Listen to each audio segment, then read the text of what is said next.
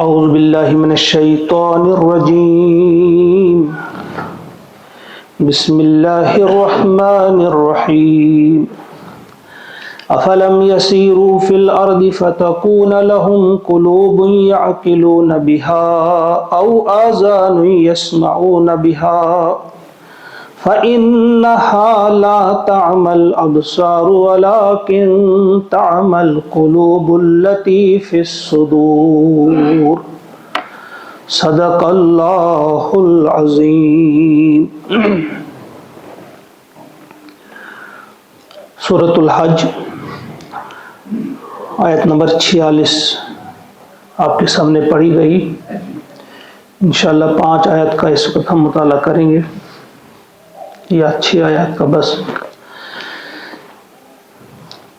اس سے پہلی آیت جو ابھی ظہر پہ ہم نے پڑھی، اس میں اللہ کا ارشاد ہوتا ہے کہ کتنی ہی بستیاں ایسی ہیں جن کے رہنے والے ظالم تھے تو ہم نے ان کو ہلاک کر دیا،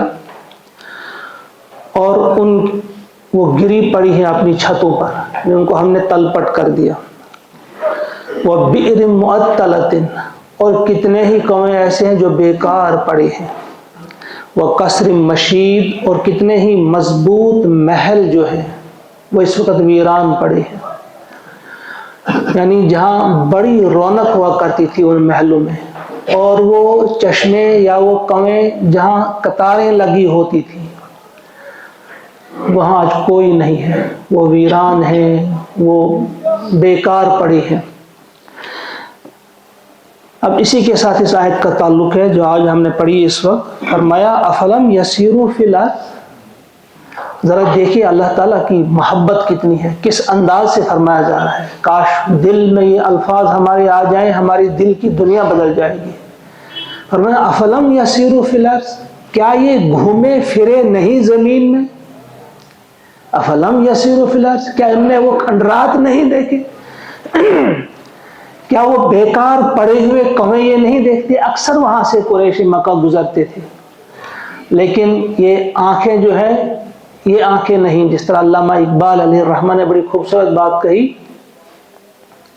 دل بینا بھی کر خدا سے طلب، آنکھ کا نور دل کا نور نہیں۔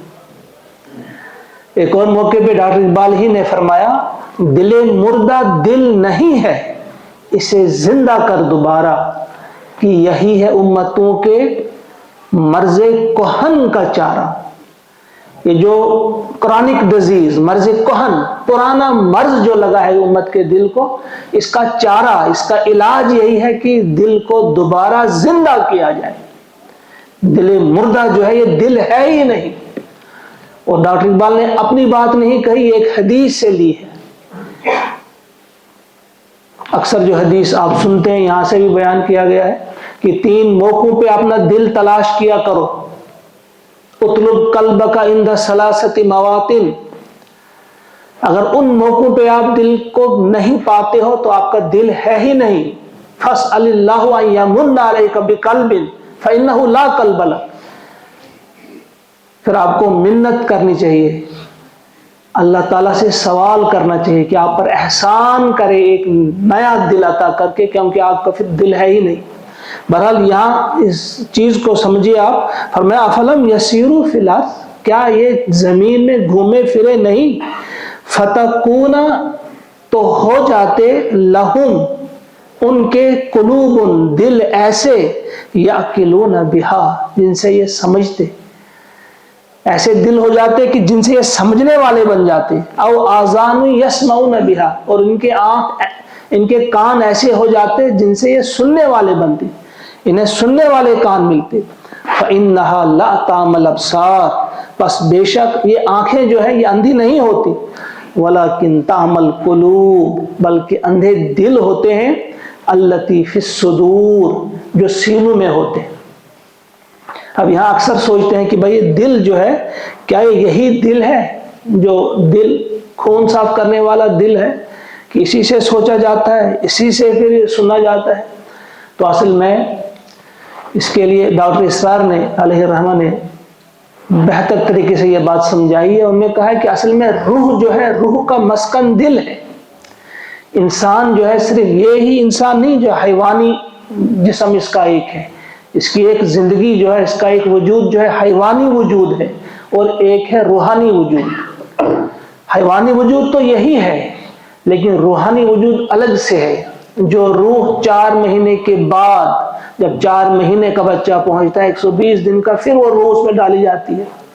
وہ صرف انسانوں میں ہوتی ہے، باقی جتنے بھی حیوانات ہیں، درندے ہیں، چرند ہیں، پرند ہیں، ان میں وہ روح نہیں ہوتی۔ جان ان میں بھی ہوتی ہے لیکن روح نہیں ہوتی۔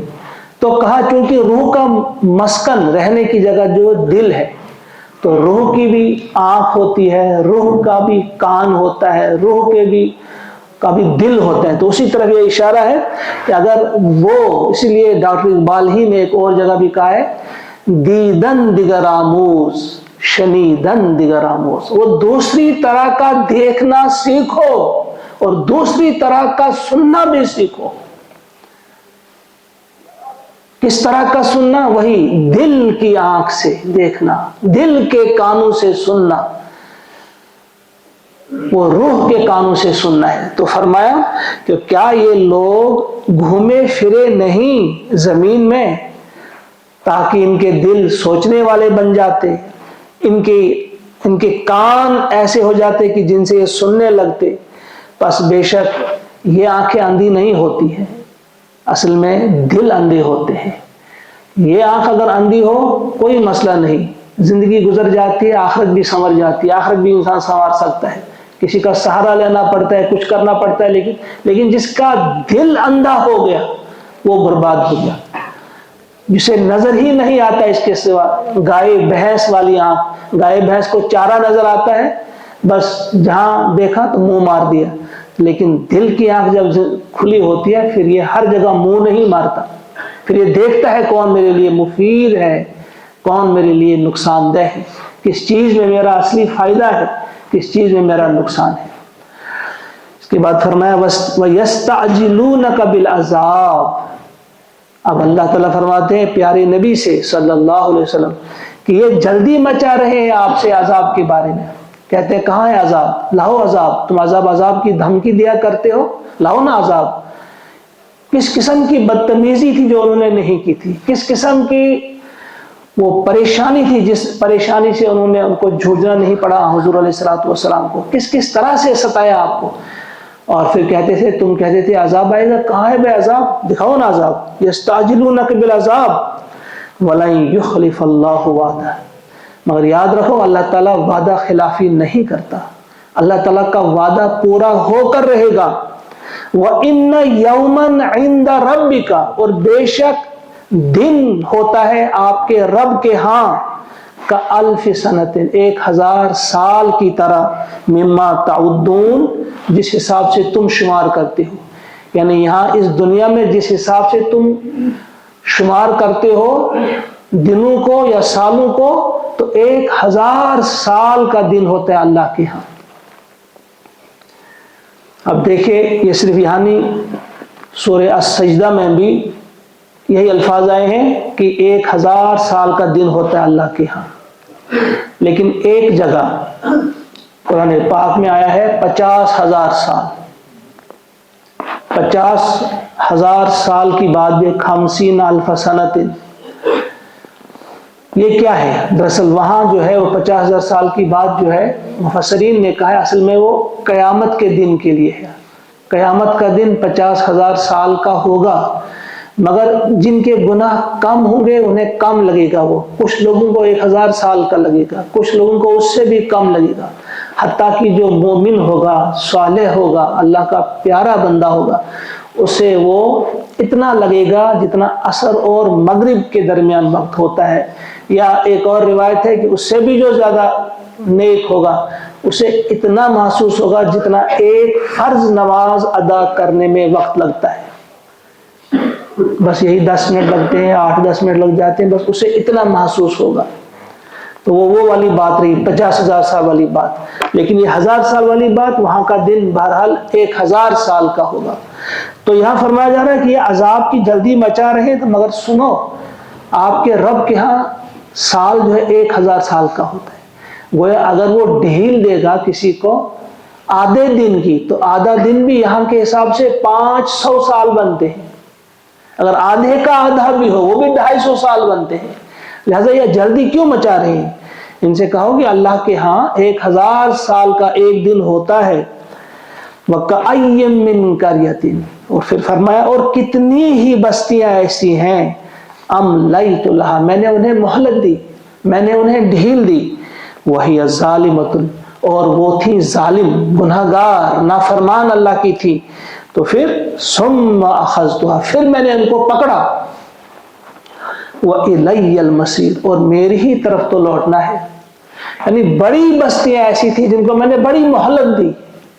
آج کل انسان کبھی کبھی سوچتا ہے کہ بھائی ہم کو تو ہوئے 50 سال آپ کو تنگ کرتے ہوئے، 30 سال 40 سال، عذاب کہاں ہے؟ تو جواب ملا کہ بھئی یہ تو آپ کے 40-50 سال یہ تو کوئی مدت ہے ہی نہیں، 100 سال بھی گزر جائیں، صدیاں بھی یہاں مسئلہ نہیں ہے، وہاں تو 1000 سال کا ایک دن ہے۔ لیکن یہ بھی یاد رکھو میں نے بڑی قوموں کو وقت دیا، مہلت دی، ڈھیل دی کہ وہ توبہ کریں، جب نہیں کی تو پھر میں نے ان کو پکڑا اور پھر ان پر عذاب آ گیا جیسا آپ دیکھتے ہیں۔ تو پھر ساتھ ہی فرمایا وَإِلَيَّ الْمَصِيرُ، اگر کسی کو نبی عذاب ملا، جانا کہاں ہے؟ آنا تو میری طرف ہے، یہاں تو میں ان کا عذاب دوں گا ہی۔ اگر میں نے کسی کو دنیا میں عذاب نہیں دیا اس کا مطلب یہ نہیں کہ وہ مجھ سے بچ گئی یا میں اس پر قادر نہیں تھا۔ الیہ المصیر، آنا تو میری ہی طرف ہے، مجھ سے تو بچ نہیں پاتے۔ الیہ المصیر، قل، اے نبی صلی اللہ علیہ وسلم کہہ دیجئے آپ، یا ایھا الناس، اے دنیا کے تمام لوگوں، انما انا لکم نذیر مبین، بے شک میں تمہارے لیے ہوں نذیر مبین، تمہیں برے انجام سے ڈرانے والا ہوں، اور ڈرانے والا بھی کیسا؟ نذیر مبین۔ عرب میں ایک طریقہ تھا، حضور علیہ السلام سے پہلے سے وہ چلا آ رہا تھا کہ جب خطرہ ہوتا تھا تو وہ لوگ ایک پہاڑی پر چڑھتے تھے، وہاں سے پکارتے تھے، اپنے کپڑے پھاڑتے تھے، عریان ہو جاتے تھے، اور اس کے بعد کہتے فلاں بلا آنے والی ہے، فلاں حملہ آور آنے والا ہے، فلاں قوم تم پہ حملہ آور ہونے والی ہے، اسے نذیر عریان کہتے تھے۔ وہ نذیر یعنی ڈرانے والا، اور عریان ہوا، عریان ہو جاتے تھے، بالکل ننگے ہو جاتے تھے۔ تو عریان کی تعبیر قرآن میں کیسے آ سکتی تھی؟ یہ ناشائستہ لفظ تھا، تو اللہ تعالیٰ نے فرمایا نذیر مبین، یعنی جس طرح سے وہ چوٹی پر چڑھ کر، اور حضور علیہ السلام نے ایسا ہی کیا، پہلی بار صفا کی چوٹی پہ چڑھے وہ، اور وہاں سے کہا کہ دیکھو میری نظر وہاں بھی ہے یہاں بھی، اگر میں یہ کہوں کہ اس پہاڑی کے پیچھے سے ایک فوج آ رہی ہے، آپ پر حملہ آور ہونے والی ہے، تو کیا آپ یقین کریں گے؟ کہاں بالکل، آپ تو صادق ہیں، آپ تو امین ہیں، آپ سچے ہیں، آپ کبھی جھوٹ نہیں بولتے، ہمیں یقین ہوگا۔ تو پھر کہا کہ سنو میں تمہیں ایک کلمہ بتاتا ہوں، تو انہیں اللہ تعالیٰ نے اسے نذیر عریان نہیں، کیونکہ آپ عریان نہیں ہوئے، آپ نے ایسی اطلاع دی، تو یہاں کہا نذیر مبین، کہو آپ اس سے کہ میں تمہیں یہ نہیں بتا رہا ہوں کہ میں تمہیں عذاب دینے والا ہوں، یا میں تمہیں یہ بھی نہیں بتا سکتا عذاب کب آئے گا، کیسا ہوگا۔ پچھلی قوموں کی طرف دیکھو، کسی پر سیلاب، پانی چڑھ دوڑا، کسی پر طوفان، کسی پر زلزلے، کسی پر کڑک خوفناک قسم کی آوازیں، کسی کو دھسا دیا گیا، مختلف قسم کے عذاب، کسی بھی قسم کا عذاب ہو سکتا ہے۔ یعنی ہونا تو یہ چاہیے تھا کہ ان جگہوں پہ جا کر آپ سوچتے تھوڑی دیر کے لیے کہ بھائی ان لوگوں نے ایسے کام کیے تو ان پر عذاب آ گیا، ہم بھی ایسا ہی کر رہے ہیں، کہیں ہم پر بھی ایسا نہ ہو۔ اس طرف ان کا دھیان ہی نہیں جاتا تھا، کیونکہ ان کے دل مردہ دل تھے، کیونکہ ان کی دل جو تھے وہ اندھے تھے، ان کی دل کی آنکھ اندھی تھی، ان کے دل کے کان جو تھے وہ بہرے تھے۔ تو یہاں فرمایا جا رہا ہے کہ آپ ان سے کہہ دیجئے کہ میں عذاب کا ٹھیکیدار نہیں ہوں، عذاب خود آئے گا، اپنے وقت پہ آئے گا، میں تو تمہیں خبردار کرنے والا ہوں کہ انجام تمہارا برا ہوگا، خطرناک ہوگا، ابھی بچو، بچنا ہے تو، بچنا چاہتے ہو تو بچو۔ فالذین آمنوا، تو رہے وہ لوگ جو ایمان لے آئے، پس جو لوگ ایمان لے آئے وہ عملوا الصالحات، لیکن ایمان لانے کے بعد عمل صالح کے، بہترین کام کے، نیک کام کے، اچھے کام کی۔ ایمان کی مثال بیج کی ہے، بیج آپ ڈالتے ہیں زمین میں تو وہ پھلتا اور پھولتا ہے، اگر وہ پھلا پھولا نہیں تو وہ بیج ناکارہ ہے۔ تو ایمان وہی معتبر ہوگا کہ اس ایمان کے آثار ہمارے عمل سے ظاہر ہو. ہمارا اٹھنا بیٹھنا، ہمارا طرز گفتگو، ہمارا تعلق دوسرے لوگوں کے ساتھ، ہمارا برتاؤ، ہمارا لین دین، یہ سب چیزیں جو اس میں آ جاتی ہیں. جس کا ایمان ٹھیک ہوگا اس کے اعمال بھی اچھی ہوں گی. اس لیے ایمان کے ساتھ عمل صالح، جو ایمان لے آئے اور عمل صالح کیے ان کے لیے کیا ہے؟ لہم، ان کے لیے ہے مغفرہ، ان کے لیے مغفرت ہے، ان کے لیے مغفرت ہے، ان کے لیے معافی ہے، چشم پوشی ہے. ورزق کریم، اور رزق ہے کیسا؟ کریم، عزت والا. ان کے لیے عزت والا رزق، یعنی جنت میں ان کے لیے، یہ جنت کی بہترین تعبیر ہے، عزت والا رزق. جس کے لیے حضور علیہ الصلوۃ والسلام نے فرمایا کہ وہ عزت والا رزق کیسا ہوگا کہ کسی آنکھ نے وہ کچھ نہیں دیکھا، اور کسی کان نے ایسی آواز دل کو خوش کرنے والی پسندیدہ آواز سنی نہیں جیسی آوازیں وہاں سنے گا، اور کسی دل نے وہ سکون کبھی دیکھا ہی نہیں، محسوس ہی نہیں کیا. وہ سکون، وہ لذت، وہ چین جو وہاں محسوس کرے گا دل میں. کہاں؟ جنت میں. کہا وہ عزت والا رزق ہوگا، وہ عزت والی جگہ ہے، اور عزت والا رزق ان کو دیا جائے گا، ان کے لیے ہے. اور اس کے برعکس والذین سعوا فی آیاتنا، اور وہ لوگ جو دوڑے فی آیاتنا، ہماری آیات کو معاجزین، ہرانے کے لیے، یعنی جنہوں نے کوشش کی ہماری آیات کو نیچا دکھانے کے لیے. یہ سب آپ جانتے ہیں کہ جب حضور علیہ الصلوۃ والسلام چلتے تھے، کہیں آیات سناتے تھے، لوگ آتے تھے، شور کرتے تھے، تالیاں پیٹتے تھے، سیٹیاں بجاتے تھے کہ مت سنو، یہ مت سنو. اور کچھ لوگ گئے، انہوں نے اسفندیار اور جستم کے قصے وہاں سے لے آئے کہ یہ سنو، یہ عام کرو تاکہ آیات سے رک جائیں، قرآن سے رک جائیں. وہ ہر ممکن کوشش کر رہے تھے کہ قرآن سے وہ لوگ رکیں. وہ قرآن کا مقابلہ کر رہے تھے، آیات کا مقابلہ کر رہے تھے، آیات کو ہرانے کی کوشش کر رہے تھے. تو اللہ تعالیٰ کا اعلان سنیے.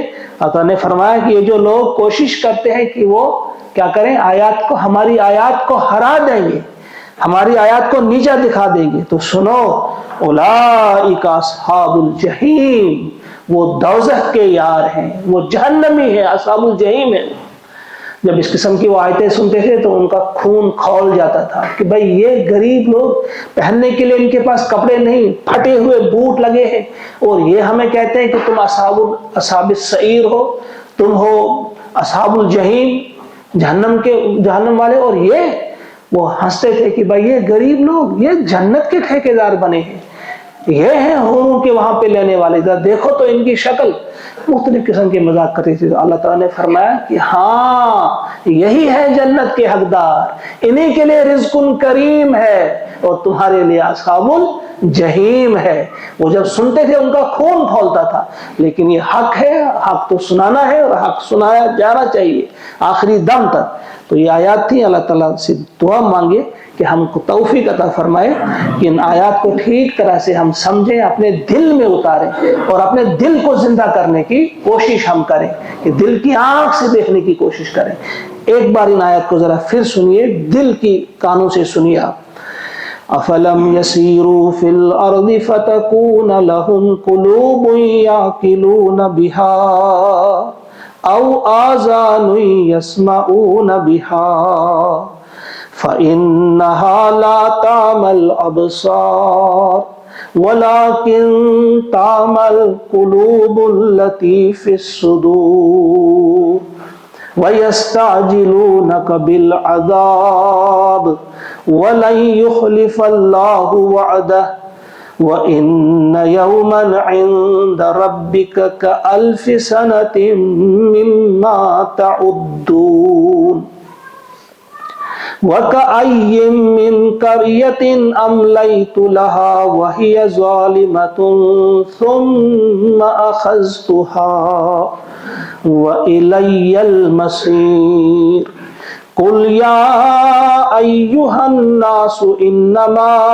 أَنَا لَكُمْ نَذِيرٌ مُّبِينٌ فَالَّذِينَ آمَنُوا وَعَمِلُوا الصَّالِحَاتِ لَهُم مَّغْفِرَةٌ وَرِزْقٌ كَرِيمٌ والذین سعوا فی آیاتنا معاجزین اولئک اصحاب الجحیم۔